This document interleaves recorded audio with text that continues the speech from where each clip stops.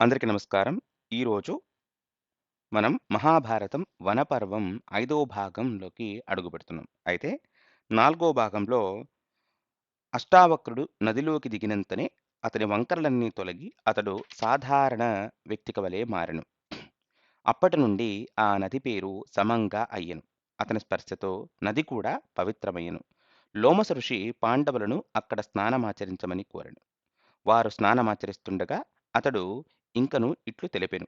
వృత్రాసురుని సంహారానంతరము ఇంద్రుడు పాప విముక్తుడైన ప్రదేశం కూడా ఇదే అన్నదాంతో మనము 4 భాగాన్ని ముగించాం. ఇప్పుడు తర్వాత ఏం జరిగిందో చెప్పుకుందాం. ఆ తరువాత పాండవులు తమ తీర్థయాత్రను ముందుకు కొనసాగించారు. లోమస ఋషి వారికి అసంఖ్యాకమైన ఆసక్తికరమైన ప్రదేశాలను చూపుతూ వాటి గురించి వివరించసాగెను. యుధిష్ఠిర మహారాజు భగవంతుని లీలలను మరియు సత్పురుషుల చరిత్రలను శ్రవణము చేస్తూ ఎల్లప్పుడూ ఆనందించేవారు.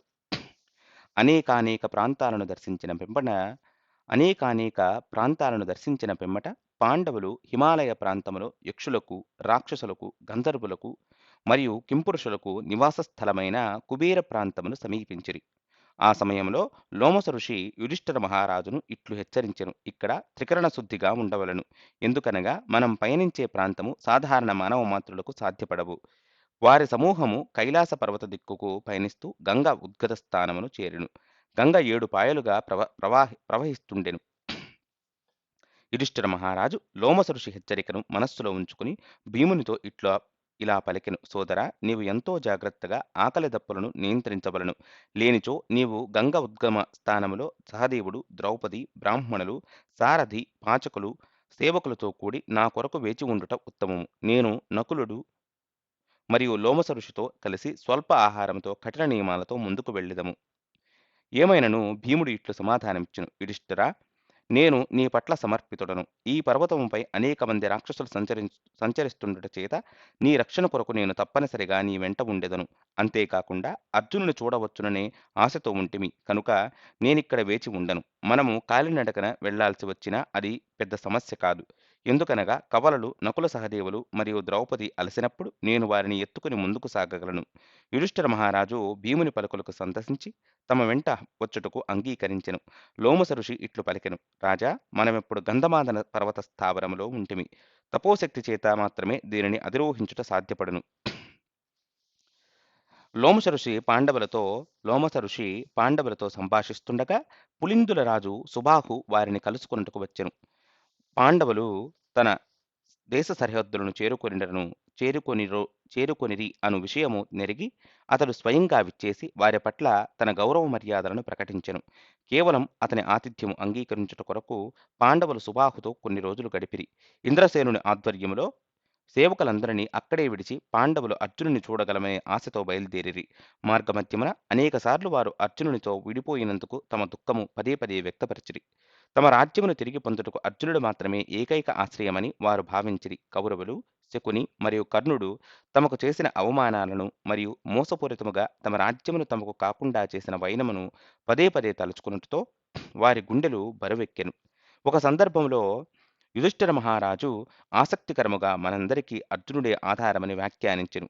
అతని పరాక్రమము బలరామకృష్ణులతో సమానము. అతడిని చూచుటకే ఈ గంధమాదన పర్వతమును అధిరోహిస్తుంటిని. ఈ ప్రాంతములో ఏ వాహనమును వినియోగించి వెళ్ళలేరు. క్రూరులు, లోభులు, అశాంతచిత్తులు ఈ యాత్రను చేయలేరు. నిగ్రహము లేని వారిని ఈగలు, దోమలు, జోరీగలు, సింహాలు, పులులు, పాముల వంటివి బాధించును. నిగ్రహము కలిగిన వారిని అవి సమీపించవు. కనుక మనము మనోనిగ్రహముతో ఈ పర్వతమును అధిరోహించవలను.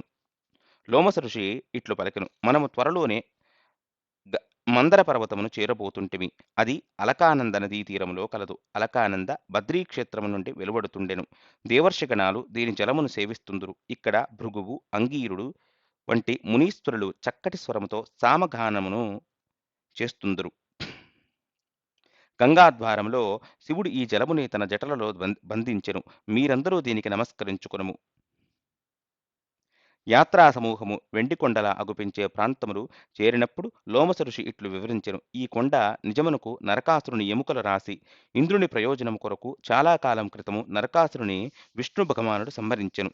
రాక్షసుని అస్థికలు ఒక కొండను పోలి ఉండెను. ఇంద్రుని స్థానమును ఆక్రమింపదలచి 10,000 సంవత్సరాలు నరకాసురుడు తీవ్ర తపస్సు చేసెను. ఇంద్రుడు భయముతో పరమాశ్రయుడైన విష్ణు భగవానుని ఆశ్రయించెను.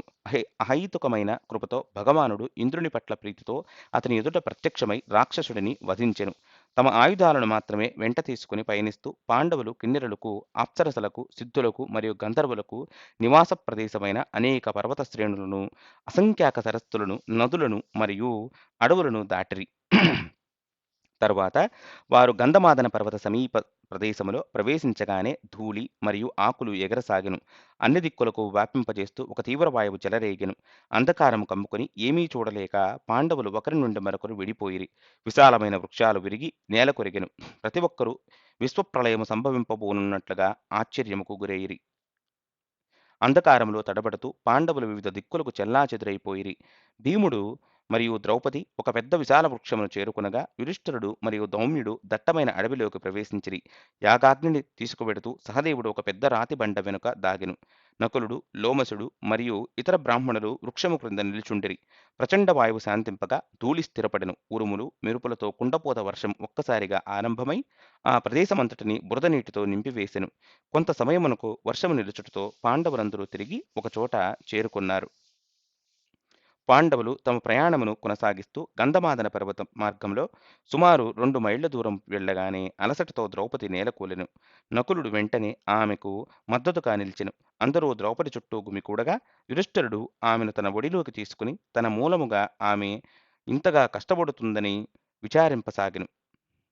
తనను తాను నిందించుకుంటున్న యుధిష్ఠిరుని దౌమ్యుడు మరియు ఇతర బ్రాహ్మణులు ఓదార్చారు.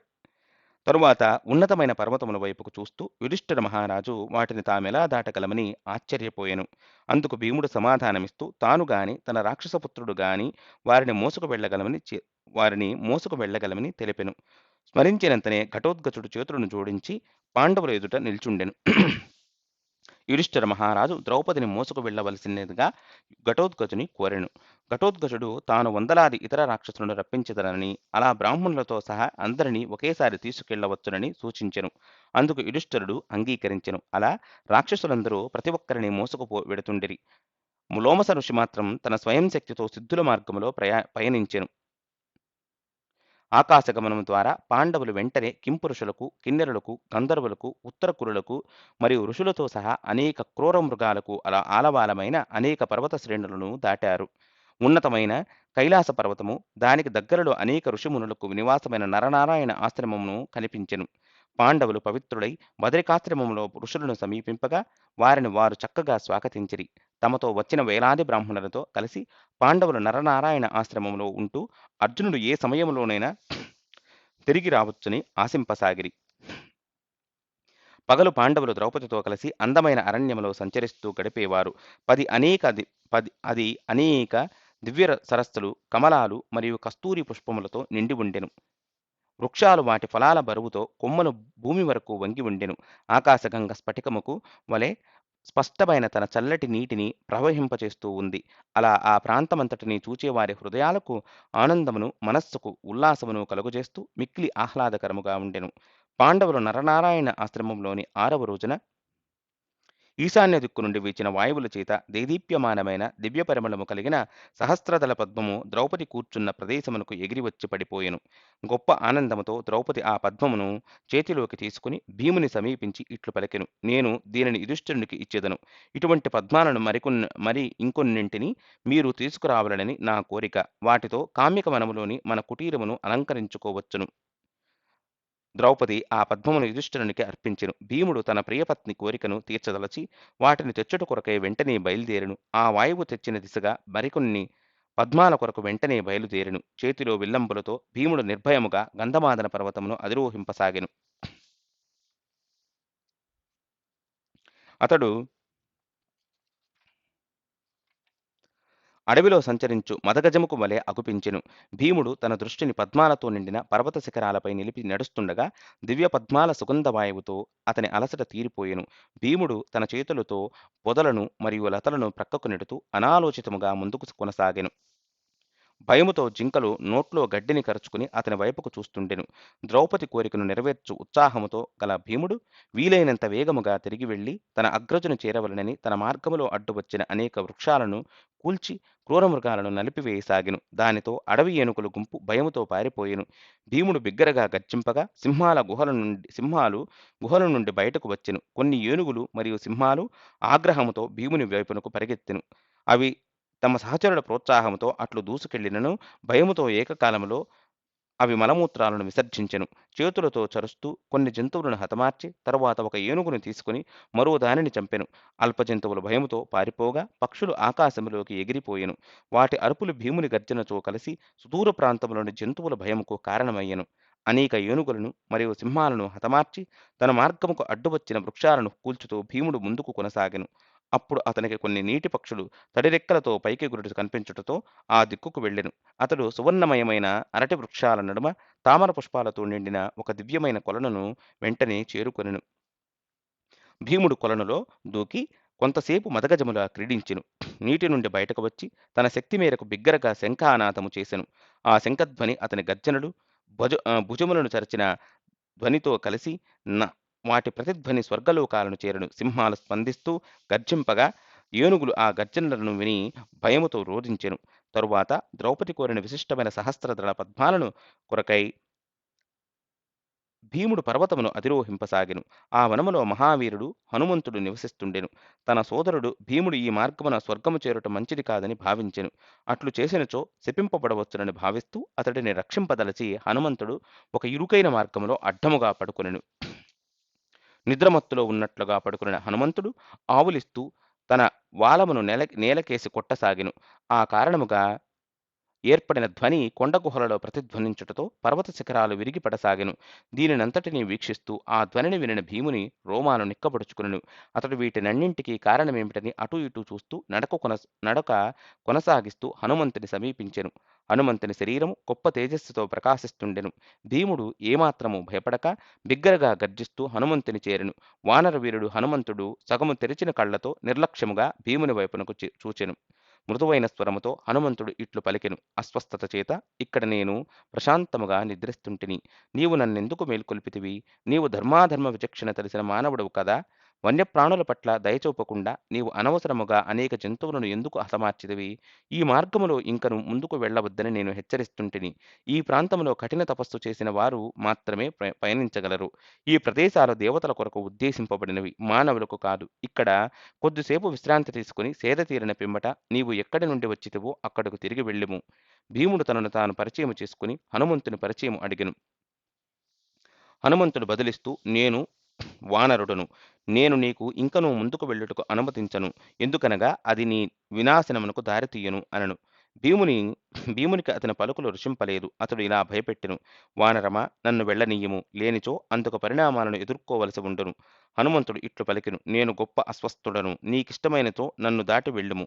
భీముడు ఇట్లు పలికెను. నేను అట్లు చేయలేను. ప్రతి జీవి దేహములో పరమాత్మ నెలకొని ఉండును. అతడిని నేను అగౌరవపరచలేను. పరమాత్మ జ్ఞానమును శాస్త్రాల ద్వారా ఎరిగి ఉండకపోయినచో ఈ పర్వతమంతటిని హనుమంతుడు లంకను లంఘించినట్లుగా లంఘించేవాడను. ఈ హనుమంతుడు ఎవరు అని వానరము ప్రశ్నించెను. భీముడు ఇట్లు బదులిచ్చెను. అతడు నా సోదరుడు. పూర్వం శ్రీరామచంద్ర ప్రభువు ఈ భూమిపై సలిపిన లీలలను వర్ణించు శ్రీరామాయణ గ్రంథములోని వీరుడు. యోగ పరిపూర్ణుడైన హనుమంతుడు 100 యోజనాల సముద్రమును అవలీలగా లంఘించి లంకను చేరుకొనెను. ఓ వానరమా, నా సోదరునితో అన్ని విషయాలలోనూ సమానమైన వాడను నేను. కనుక నీవు ప్రక్కకు తొలగుట మంచిది. లేక నిన్ను యమపురికి పంపే నా పరాక్రమమును వీక్షింపుము. భీమునికి తాను గొప్ప బలవంతుడననే గర్వముతో మదము కలిగిందని హనుమంతుడు ఎరుగును. కనుక అతడు ఆగ్రహింపకుండా ఇట్లనెను.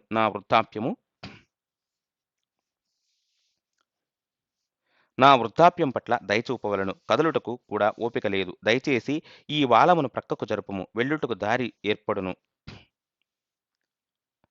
ఆ పలుకులను వినిన భీముడు మనస్సులో ఇట్లు భావించును, ఈ మూర్ఖ వానరము తోక పట్టుకుని యముపురికి విసిరివేసెదను. చిరునవ్వుతో భీముడు ఎడమ చేతితో హనుమంతుని బాలమును ఎత్తబోయెను. అది ఒక్క అంగుళము కూడా కదలలేదు. ఆశ్చర్యపడిన భీముడు రెండు చేతులతో పైకి ఎత్తుటకు ప్రయత్నించెను. తల బలమంతటిని ప్రయోగించినను భీముడు ఆ బాలమును ఏమాత్రము కదల్చలేకపోయెను. భీముడు ఆ అవమానమునకు భీముడు అవమానమునకు గురయ్యెను. లజ్జితుడై హనుమంతుని ఎదుట నిల్చుండి చేతులను జోడించి నమస్కరిస్తూ తనను క్షమింపవలసినదిగా ప్రార్థించి హనుమంతుని శరణాగత శిష్యుడికి వలె మరోసారి అతని పరిచయమును అడిగెను. ఈసారి వానరము ఇలా బదులిచ్చెను: నేను వానర రాజ్యము కేసరి పత్నికి వాయుదేవుని అనుగ్రహముతో జన్మించిన హనుమంతుడను. హనుమంతుడు శ్రీరామచంద్రుడి కాలంలో జరిగిన అనేక అద్భుతమైన లీలలను స్మరించి చివరకు భీమునితో ఇట్లు పలికెను: ఈ భూప్రపంచముపై శ్రీరామచంద్రుని వైభవము కీర్తింపబడినంత కాలము జీవించగలనని నాకు వరము అందింపబడెను. శ్రీరామచంద్రుడు అవతారం చాలించిన నాటి నుండి నేనిక్కడనే నివసిస్తుంటిని. సీతమ్మ తల్లి దయచేత సమస్త సౌకర్యాలు నాకు సమకూర్చబడెను. అప్సరసలు గంధర్వులు ప్రతిరోజు శ్రీరామచంద్రుని వైభవమును నా ఆనందము కొరకు గానము చేస్తుందరు. శ్రీరామచంద్రుడి స్మృతులతో నేను ఆనందముగా ఇలా కాలము గడుపుతుంటిని. సోదరా భీమ, నేను నీ శ్రేయస్సు కొరకు నీ మార్గముకు అడ్డుపడితిని. నీవు వెతుకుతూ బయలుదేరిన సరస్సు మానవులకు ప్రవేశ నిషిద్ధము. భీముడు భక్తితో తన అగ్రజుని ఎదుట తలవంచి ఇట్లు పలికెను: హనుమా, నేను గొప్ప భాగ్యశాలుడును. నీ దర్శనము నాకు లభించెను. నీవు సముద్ర లంఘనము చేసి లంక చేరుకున్నట్టుకు ధరించిన నీ రూపమును కృపతో నాకు చూపగలవు. అందుకు హనుమంతుడు ఇట్లు తెలిపెను: వివిధ యుగధర్మాలను అనుసరించి దేహ బల శక్తి సామర్థ్యాలతో హెచ్చుతగ్గులు ఏర్పడుతుండును. కాబట్టి నీవు నా రూపమును దర్శింపవలనను పట్టుదలను విడువుము. కాలమును ఎవరు అతిక్రమించలేరు. కృతయుగములో ప్రతి ఒక్కరూ సంపూర్ణ ధర్మ నిరతిని కలిగినట్టివారు. అప్పుడు దేవతలు, రాక్షసులు, గంధర్వులు, యక్షులు లేక నాగులు అంటూ ఎవరూ లేరు. క్రయ విక్రయాలు లేవు. స్మరించినంతనే జీవితావసరాలన్నీ తీరుతుండెను. కనుక ఎవరునూ శ్రమించేవారు కారు. దురాశ, దుర్మార్గము, అహంకారము, అసూయ, భయము, కపటత్వము అనేవి సత్యయుగములో ఏమాత్రము గోచరింపవు. కనుక వివాదాలకు తావులేదు. అందరూ శ్వేతవర్ణములో అవతరించిన నారాయణుని ఆరాధనలో నెలకొని ఉండేవారు. పిమ్మట త్రేతాయుగములో ధర్మము 4వ వంతు క్షీణించినందున ఎరుపు వర్ణములో అవతరించిన భగవంతుడు యజ్ఞయాగాదులను పరిచయము చేసెను. ఈ యుగములో గతములో మాదిరిగా అవసరాలు తీరనందున జనులు వారి అవసరాలను తీర్చుకున్నట్టుకు వివిధ మార్గాలలో వివిధ పథకాలను రచిస్తుందరు. ఈ ద్వాపర యుగములో శ్రీకృష్ణ భగవానుడు మీ బంధువుగా అవతరించెను. భగవంతుని ఈ అవతారం ఎంతో విశిష్టమైనది. ఎందుకనగా అది అన్ని ఇతర అవతారాలకు మూలమైనట్టి తన స్వయం స్వరూపములో భగవానుడు అవతరించెను. ఈ యుగములో భక్తి సగముకు క్షీణించెను. కనుకనే కామము, వ్యాధులు మరియు ప్రకృతి వైపరీత్యాలు పెరిగెను. భీమ, రాబోయే కలియుగములో మానవులు క్రమముగా చెడు లక్షణములన్నింటినీ ప్రదర్శించుదురు. అవసరాల కొరత చేత గొప్ప భయము ఏర్పడును. శ్రీకృష్ణ భగవానుడు కలియుగ ఆరంభములో మరొకసారి అవతరించును.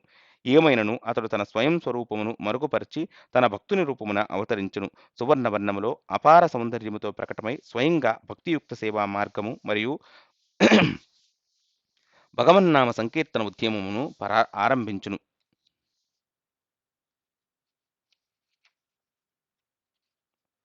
యుగాలు మారుటతో ధర్మము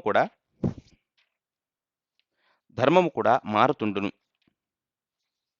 నీవు అడిగిన విషయాలన్నింటినీ వివరించి తిని. ఇక ఇప్పుడు నీవు తిరిగి నీ సోదరులను చేరుము. వారు నీ కొరకై ఆతృతగా ఎదురు చూస్తుందరు.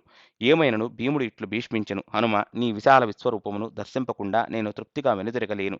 దయచేసి దానిని చూపగలరు. ఆ పలుకులను వినిన హనుమ చిరునవ్వుతో తన రూపమును పెంచనారంభించెను. లంక చేరుటకు చారిత్రక లంఘనము చేసి సమయములో తన రూపము ఎంత విశాలముగా ఉండెనో అంతవరకు పెంచెను. అలా తన సోదరునికి ప్రీతి కలిగించుటకు హనుమంతుడు కొండంతగా పెరిగి తన ఎర్రటి కన్నులను పొదులైన పళ్లను ప్రదర్శించెను. ఆ విరాట్ రూపమును చూచిన భీముడు ఆశ్చర్యచకితుడు అగుటతో అతని రోమాను నిక్కబొడుచుకునెను. అతి అద్భుత రూప తేజస్సును చూచి భీముడు కళ్ళు మూసుకునెను. భీముడు తన విశేష సోదరుడైన హనుమంతుని ఎదుట తాను ఒక అల్పజీవినని భావించెను.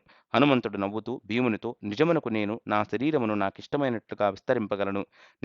నిజమునకు నేను శత్రువులను ఎదుర్కొన్న సమయములో కావలసినంతగా నా శరీరము సహజముగానే పెరిగిపోవును అనను. హనుమంతుని భీకర రూపమును తిలకించిన భీముడు భ్రమకు గురువుతూ ఇట్లు పలుకసాగెను. హనుమ, దయచేసి నీ సాధారణ రూపము ధరించుము. ఈ భయంకర రూపమును నేనింకను ఏమాత్రము భరించలేను. నా మనస్సు గతి తప్పుతోంది. నేను సమతుల్యమును కోల్పోతుంటిని. హనుమంతుడు తన శరీరమును తగ్గింపజేస్తూ పూర్వరూపంలో దర్శనమిచ్చెను. అటు పిమ్మట హనుమంతుడు భీమునికి కుబేరుని ఆధీనములో గల సౌగంధిక పుష్పాలతో నిండిన వనము మరియు తోటల వైపునకు మార్గము చూపెను. ఏమైనను అదే సమయంలో భీముని హెచ్చరిస్తూ ఇలా పలికెను. భయంకరమైన యక్షులు మరియు రాక్షసులు ఆ ప్రాంతాలను రక్షించుటకు కాపలా ఉందురు. కనుక నీవు బలవంతముగా పద్మాలను సేకరింపవద్దు. మొదట దేవతలను సానుకూలముగా స్తుతించి వారిని ప్రసన్నము చేసుకునినప్పుడే నీ కోరిక సులభముగా నెరవేరును. అగ్రజునిగా హనుమంతుడు సోదరునికి నీతి బోధ చేసెను. అతడు ఇట్లనెను. యజ్ఞయాగాదుల నిర్వహణ, వేదాధ్యయనము, దాతృత్వము ద్విజులకు సామాన్య కార్యకలాపాలు. ఏమైనను బోధన, యజ్ఞ నిర్వహణ, దానాలను గ్రహించుట కేవలం బ్రాహ్మణుల కార్యకలాపాలు. భీమ రహస్య విషయాలలో స్త్రీని గాని, త్రాగుబోతును గాని, బాలుని గాని, లోభిని గాని, అల్పబుద్ధి, ఉన్మాద లక్షణము కలిగిన వారిని గాని సంప్రదింపరాదు. ప్రజలను రక్షించుట మరియు అవసరమైనప్పుడు దండించుట, కామము, క్రోధము, అత్యాశ మరియు ఈర్ష్యాద్వేషాలతో ప్రభావము చెందకుండుట క్షత్రియుల విధి. పిమ్మట హనుమంతుడు గొప్ప ఆప్యాయతతో భీముడిని ఆలింగనమును చేసుకుని అతని అలసట భీముడిని ఆలింగనము చేసుకునినంతనే అతని అలసట పూర్తిగా తొలగి దేహబలం మరింత అధిక బలవంతుడయ్యెను. అశ్రువులతో నిండిన హనుమంతుడు ఇట్లనెను. భీమా, నిన్ను కలుసుకునుట ఎంతో ఆనందకరముగా ఉండెను. ఎందుకంటే నీవు మానవుడవు. మానవ రూపం ధరించి అవతరించిన నా ప్రభువు శ్రీరామచంద్రుడి తిరిగి స్మరింపజేసేదివి. నన్ను నిరంతరం గుర్తుంచుకునుము. మన కలయిక వృధా కాకుండా ఏదైనను వరమును కోరుకునుము. నీవు కోరినతో నేను వెంటనే వెళ్లి ధృతరాష్ట్రపుత్రులందరినీ హతమార్చి వచ్చెదను, లేక దుర్యోధనుని బంధించి యుధిష్ఠిర మహారాజు ఎదుట నిలబెట్టగలను. భీముడు ఇట్లు బదులిచ్చెను. హనుమ, నీ ఆశీస్సుల చేత మా విజయం నిశ్చయింపబడినట్లుగా భావిస్తుంటిని. నీవు మాకు రక్షకుడవు కమ్ము. అదే నేను కోరుకుని వరము. దానితో మేము శత్రువులను సులభముగా జయింపగలుగుదుము. హనుమంతుడు ఇట్లనెను. అర్జునుని రథధ్వజముపై నిలిచి మీకు తోడ్పడెదను. నా భీషణ గర్జనలతో మీ శత్రువుల బలమును హరించెదను. అప్పుడు అర్జునుడు వారిని సులభముగా వధింపగలడు. అట్లు పలుకుతూ హనుమంతుడు ఒక్కసారిగా అదృశ్యుడయ్యను. భీముడు గంధమాదన పర్వతము అధిరోహిస్తూ ముందుకు కొనసాగెను. దారి పొడుగున అతని మనస్సు పూర్తిగా శ్రీరామచంద్రుడు మరియు హనుమంతుని ఆలోచనలతోనే నిండి ఉండెను. మధ్యాహ్న సమయమునకు సువర్ణవర్ణముతో ప్రకాశిస్తున్నట్టి అసంఖ్యాకమైన సౌగంధికా పుష్పాలు గల అందమైన సరోవరమును చేరుకొనెను. చివరకు తన గమ్యము చేరుకుంటిననే భావనతో భీముడు మొదట చల్లటి స్ఫటికపు జలమును సేవించి తరువాత దివ్యకమలాలను సేకరించుటకు సిద్ధపడెను. ఆ సరస్సు కుబేరునికి వ్యక్తిగత ఆనందము కొరకు ఉద్దేశింపబడిన ఉద్యానవనములో కలదు. దానిని క్రోధాస్సులనే వేలాది రాక్షసులు రక్షిస్తుండిరి. భీముడు పుష్పాలు సేకరించుటకు సరస్సులో ప్రవేశించుటను చూచిన ఆ రాక్షసులు అతని ఎదుటకు వచ్చి, నీవెవరవు? ఇక్కడికి ఎందుకు వచ్చితివి అని గద్దించిరి. భీముడు తనను పరిచయం చేసుకుని, నా భార్య ద్రౌపది కోరికను అనుసరించి ఈ పద్మాలను కొన్నింటిని తీసుకువెళ్ళుటకు వచ్చితిని అనెను.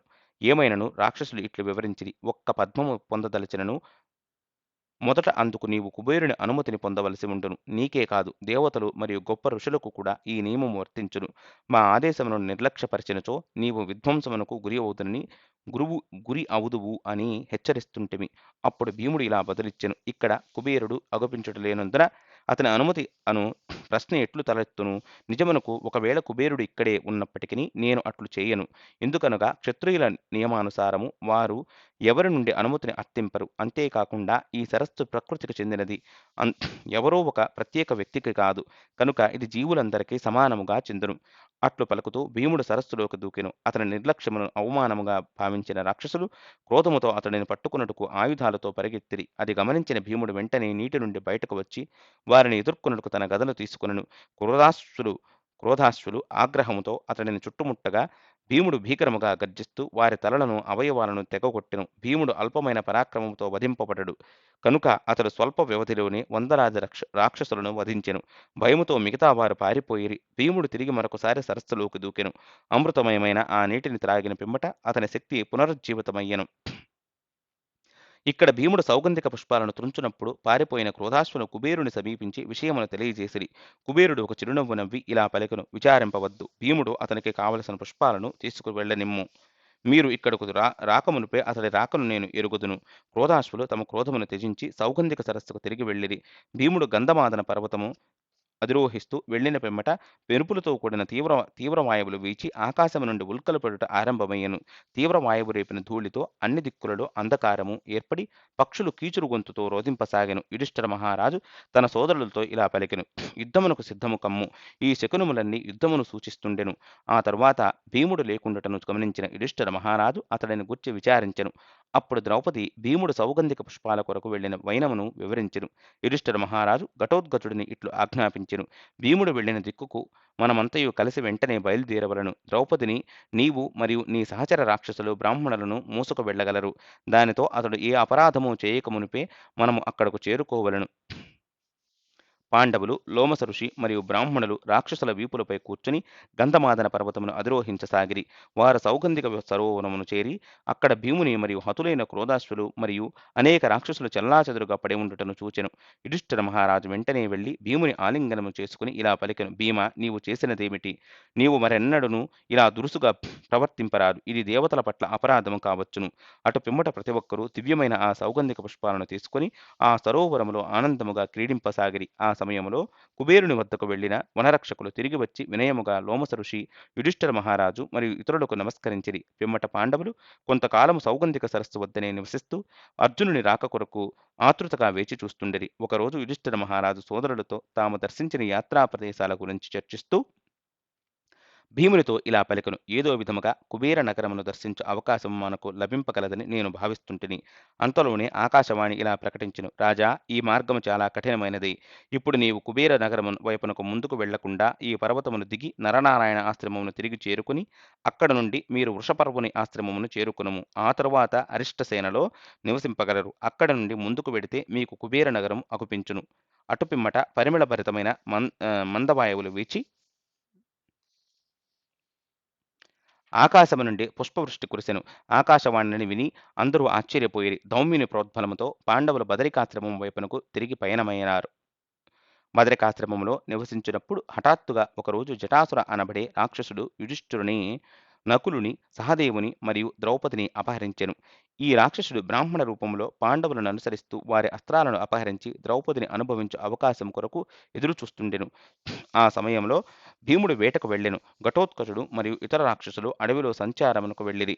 లోమస ఋషి మరియు బ్రాహ్మణులు నదిలో స్నానమాచరించి పుష్పాలను సేకరించుటకు వెళ్ళిరి. జటాసురుడు తన వికృతమైన రూపమును ధరించి పాండవులను మరియు ద్రౌపదిని అపహరించెను.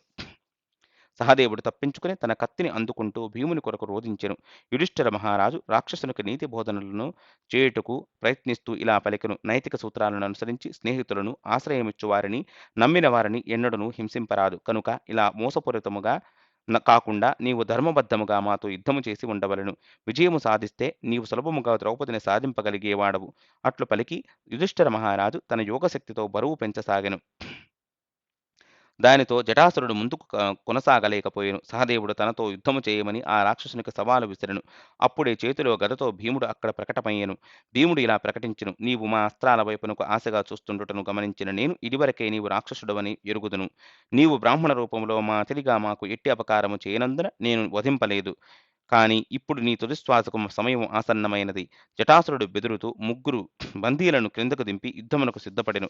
భీముడు మరియు జటాసురుడు ఒకరి వెనుక మరొకరు పరిగెత్తుతూ మల్ల యుద్ధము చేయసాగిరి. నకులుడు మరియు సహదేవుడు ఆగ్రహంతో భీమునికి సహాయము రాగా భీముడు వారిని వారించెను. కొంత సమయం భీముడు మరియు జటాసురుడు పెద్ద పెద్ద వృక్షాలను పెరికి భయంకరముగా అరుస్తూ ఒకరినొకరు ఆ వృక్షాలతో బాదుకోసాగిరి. దానితో వెంటనే ఆ ప్రాంతములో ఎట్టి వృక్షాలు లేకుండా పోయెను.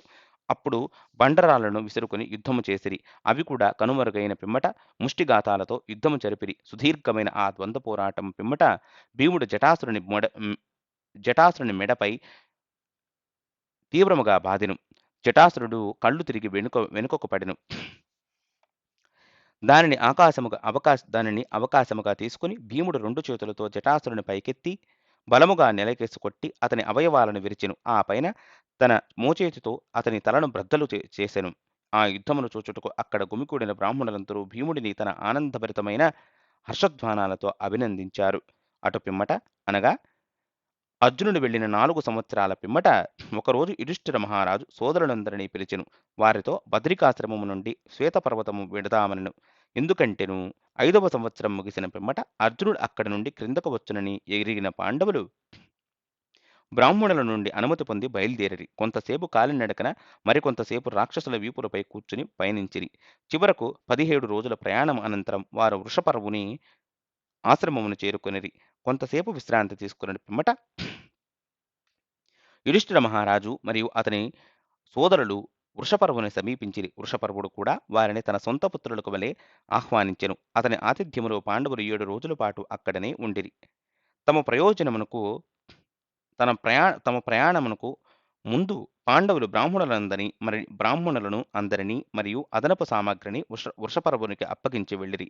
అప్పుడు ఘటోత్కచుడు మరియు ఇతర రాక్షసులు యుధిష్ఠిర మహారాజుతో అవసరమైనప్పుడు తిరిగి వచ్చదమని తెలిపి తమ తమ స్థానాలకు తిరిగి వెళ్ళిరి. పాండవులు, ద్రౌపది, లోమస ఋషి మరియు ధౌమ్యుడు బయలుదేరిరి.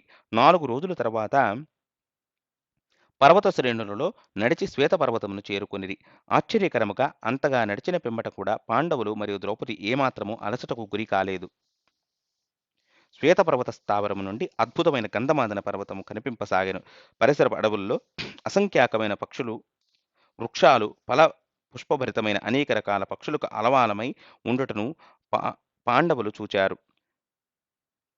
సరస్సులు సుగంధభరితమైన పద్మాలతో నిండి ఉండెను. ఆ పద్మాల మకరందమును ఆస్వాదించుటకు తేనెటీగలు ముసురుకొనెను.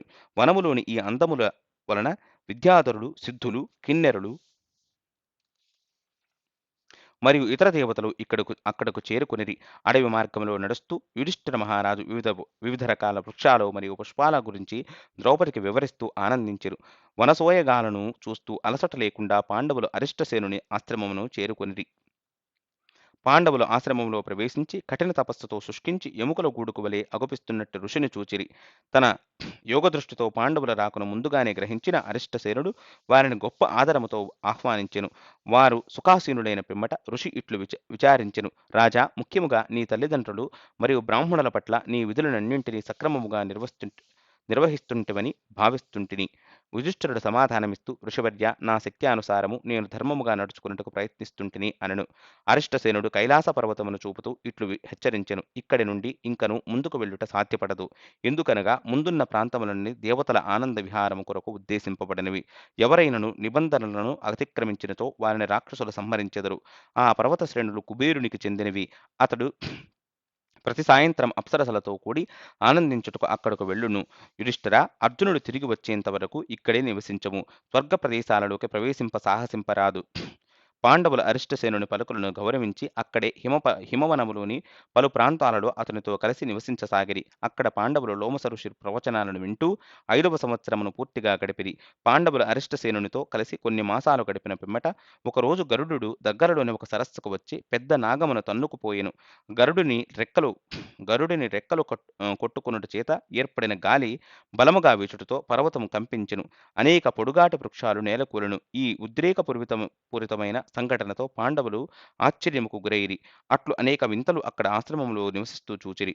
ఆ సమయంలో ఆ ప్రచండ వాయువు పంచవర్ణ దివ్య పుష్పాలను కొన్నింటిని తనతో మోసుకువచ్చి పాండవుల సమీపంలో పడవేశెను. ద్రౌపది గతములో అటువంటి అందమైన పూలను ఎన్నడూ చూచి ఉండలేదు. ఆ పుష్పాలచే ఆకర్షింపబడి ఆమె తన కోరికలను నెరవేర్చుకున్నట్టుకు భీమునికి ఏకాంతములో తన కోరికను తెలియజేసెను. వివేకవంతురాలైన ద్రౌపది మొదట అర్జునుడికి సంబంధించిన కొన్ని వీరోచిత కార్యాలను సూచించి పిమ్మట భీముని ఇట్లు వేడుకొనెను. ప్రాణేశ్వర, ఈ పుష్పాలు ఎక్కడ నుండి రాలివచ్చును? ఆ గంధమాదన పర్వత శిఖరాలను దర్శింపవలననేది నా కోరిక. ప్రస్తుతం అర్జునుడు ఇక్కడ లేకపోయినను రాక్షసులనందరినీ హతమార్చి నీవు నన్ను అక్కడకు కొనిపోగలవని ఆశిస్తుంటిని. అసమాన సౌందర్య పుష్పాలతో నిండి ఉన్నట్టి కుబేరుని స్వర్గనివాస ప్రాంతాలలో విహరింపవలనని నా కోరిక. అందుకు భీముడు బలమైన భుజాలు, విశాలమైన ఛాతీ, ఎర్రటి కళ్ళు మరియు శంఖము వంటి మెడతో కలడు. తన విల్లు, కత్తి మరియు గదను అందుకుని అతడు నిర్భయముగా గంధమాదన పర్వతం వైపునకు సింహముకు వలె కొనసాగెను. భీముడు ఇలా మదపుటేనుగులా నడుచుటను చూచి తన కోరిక నెరవేరబోతుండేనని ద్రౌపది ఎంతగానో ఆనందించెను. భీముడు పర్వతంపైకి చేరుకుని సువర్ణమయ గోడలతో స్ఫటిక భవనాలతో అలంకరింపబడిన కుబేరుని నగరమును చేరెను. అట్టి అద్భుత దృశ్యమును తిలకించిన భీముడు నిశ్చేష్టుడై పెద్ద కళ్ళతో విల్లును ఆసరాగా చేసుకుని కొంతసేపు అట్లే నిల్చుండిపోయెను. ద్రౌపది కోరికను స్మరించిన భీముడు వింటినారిని సారించి భుజాలను చరచి బిగ్గరగా శంఖనాదము చేయగా అక్కడి యక్షుల రోమాలు నిక్కపొడుచుకొనెను. యక్షులు మరియు రాక్షసులు వెంటనే తమ ఆయుధాలతో నగరం బయటకు వచ్చి భీముని వైపునకు పెరుగెత్తిరి. దానితో గొప్ప పోరు నెలకొనెను. తమ అస్త్రాలను విసురుతూ అనేక మంది యోధులు చుట్టుముట్టిన భీముడు భయపడక తన ప్రత్యర్థులపై శరపరంపరను కురిపిస్తూ ప్రతీకారం చేసెను. చివరకు అనేక మంది యక్షరాక్షసుల తలలు మరియు అవయవాలు తెగిపడగా మిగతా వారందరూ భయముతో ఆయుధాలను పారిపోయిరి. సైన్యాధిపతి మరియు కుబేరుని ఆంతరంగిక మిత్రుడైన మణిమంతుడు పిరికితనముతో పారిపోతున్నట్టు సైనికులను నిందించెరు. కోపోద్రిక్తుడైన మణిమంతుడు పోరును వెంటనే ముగించవలెనని భావించి భీముని వైపునకు పరిగెత్తెను. భీముడు మణిమంతునిపై 3 పదునైన బాణాలను ప్రయోగించెను. ప్రతిగా యక్షుడు తన గదను భీమునిపైకి విసిరెను. భీముడు యుక్తిగా ఆ దెబ్బ నుండి తప్పించుకొనెను. కాని ఇంతలో మణిమంతుడు ఒక ఇనుప కడ్డీని విసరగా అది భీముని కుడి భుజమునకు తగిలి తీవ్ర బాధను కలుగచేసెను. ఏమైనను మణిమంతుడు ఆ తరువాత విసిరిన బల్లెము వంటి ఆయుధమును భీముడు ముక్కలుగా విరిచి తన శత్రువు వైపునకు పరిగెత్తెను. దానితో ఒక్కసారిగా భీముడు గాలిలోకి బలముగా తన గదను విసిరెను. ఆ దెబ్బకు మణిమంతుని శరీరము ముక్కలవ్వగా ప్రాణాలను విడిచి అతడు నేల కొరిగెను. తమ నాయకుని మరణమును చూచిన ఇతర యక్షులు మరియు రాక్షసులు నగరములోకి పారిపోయిరి. మరోవైపు కొండలలో ప్రతిధ్వనించిన యుద్ధ వాతావరణ అరుపులను ఇతర పాండవులు వినిరి.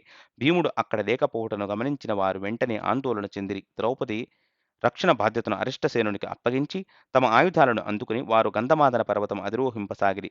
పైకి చేరిన యుధిష్ఠిర మహారాజు, నకులుడు మరియు సహదేవుడు విజయము సాధించిన భీముని మరియు అతడు సంహరించిన యక్షులు రాక్షసుల శరీరమును చుట్టూపడి ఉండుటను చూచిరి.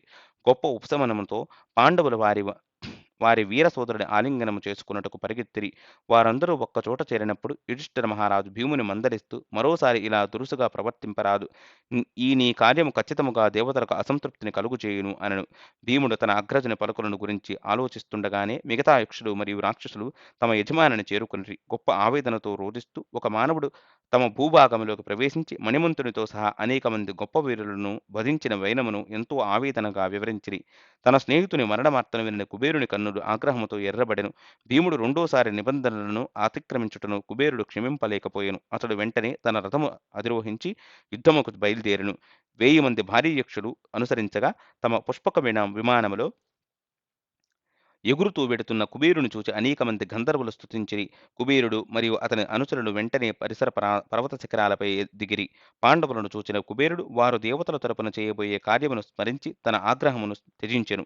తమ యజమాని భావనను గ్రహించిన యక్షులు కూడా శాంతించిరి. యుధిష్ఠిర మహారాజు, నకులుడు మరియు సహదేవుడు వెంటనే కుబేరునికి తలవంచి నమస్కరించగా భీముడు మాత్రం అవసరమైనచో పోరాడుటకు సిద్ధపడుతూ ఎట్టి భయము లేకుండా అట్టే నిల్చుండెను. కుబేరుడు యుధిష్ఠిర మహారాజుతో ఇట్లు పలికెను.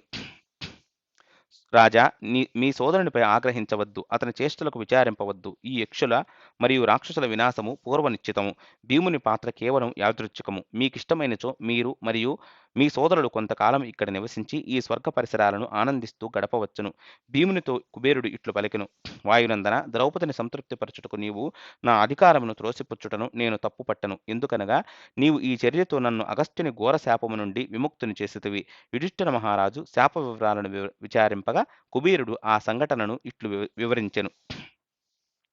దేవతల సభా సమావేశములో పాల్గొనుటకు అనేక మంది యక్షులు వెంటరాగా ఒకరోజు నేను కుశస్థలికి బయలుదేరితిని. ఆకాశములో ఎగురుతూ మేము అగస్త్య ఋషి ఆశ్రమం పైగా వెళ్ళితిమి. అప్పుడు అతడు యమునా నదీ తీరములో సూర్యునికి అభిముఖుడై చేతులను పైకెత్తి ఘోరతపములో నెలకొని ఉండెను. అహంకారముతో మూర్ఖుడైన నా మిత్రుడు మణిమంతుడు అగస్త్యుని తలపై ఉమ్మివేసెను. ఆగ్రహించిన ఋషి నన్ను శపిస్తూ, కుబేరా, నీ మిత్రుడు మరియు నీ సైనికులందరూ ఒకరోజు మానవుని చేతిలో హతులగుదురు. ఏమైనను నీవు ఆ మానవుని చూచిన పిమ్మటనే ఈ పాపము నుండి విముక్తుడవదువు అని పలికెను. కుబేరుడు యుధిష్ఠిర మహారాజుకు కొన్ని ఉన్నత సూచనలను అందింపదలచి ఇట్లు పలికెను. ఓ రాజా, ఒక ప్రయత్నమును సఫలము చేయదలచినతో 5 రకాల కారకములు అవసరమగును. అవి సహనము, సమర్థత, సమయము, స్థానము మరియు పరాక్రమము. ఈ 5 లక్షణములు కలిగిన వ్యక్తి మాత్రమే ఎక్కువ కాలము ఈ భూమిని పాలింపగలడు. భీముడు శక్తిమంతుడు మరియు నిర్భయుడు, అందులో ఎట్టి సందేహము లేదు. కానీ అదే సమయంలో అతడు తన కర్తవ్య నిర్వహణలో అజ్ఞానము, అహంకారము మరియు బాల్య చాపల్యతను కలిగి ఉండెను. కనుక నీవు అతడిని ఎల్లప్పుడూ నియంత్రింపవలను. అర్జునుడు శక్తిమంతుడే కాకుండా సకల సద్గుణవంతుడు, ఆత్మనిగ్రహము కలిగినవాడు, పరోపకారి, బుద్ధిమంతుడు, నమ్రత కలిగినవాడు మరియు నిజాయితీపరుడు. అతడు నీచ కార్యము చేసేందుకు ఇష్టపడడు. అతడు ఇంద్రలోకములో ఆనందముగా నివసిస్తుండెను. అతడిని గురించి నీవు చింతింపనవసరము లేదు. మీ ముత్తాత శంతనుడు కూడా ఇంద్రునితో ఉండెను. అతడు మీ క్షేమమును విచారించెను. ఇక్కడ కొంతకాలం నివసించిన పిమ్మట మీరు అరిష్టసేనుని ఆశ్రమమునకు తిరిగి చేరుకోవచ్చును. మీ అవసరాలను తీర్చమని, మీ రక్షణ చూడమని నేను నా అనుచరులకు సూచించెదను. నీవు చింతింపవద్దు. కుబేరుడు తన సంభాషణను ముగించిన పిమ్మట భీముడు అతనికి నమస్కరించెను. అగస్త్యుని శాపము తీరుటతో భీముడు వధించిన యక్షులను మరియు రాక్షసులను కుబేరుడు తిరిగి బ్రతికించెను. పాండవులు ఆశ్చర్యముతో నిల్చుండగా అర్జునుడు త్వరలోనే తిరిగి వచ్చునని కుబేరుడు వారికి విశ్వాసమును కలిగించెను. చివరకు కుబేరుడు తన పుష్పక విమానములో ఆకాశ మార్గమున తిరిగి వెళ్ళిపోయెను. పాండవులు కొన్ని రోజులు గంధమాదన శిఖరముపై యక్షుల ఆతిథ్యములో ఆనందముగా గడిపి తిరిగి అరిష్టసేనుని ఆశ్రమమునకు చేరుకొనిరి. తర్వాత ఏం జరిగిందో 6వ భాగంలో చెప్పుకుందాం.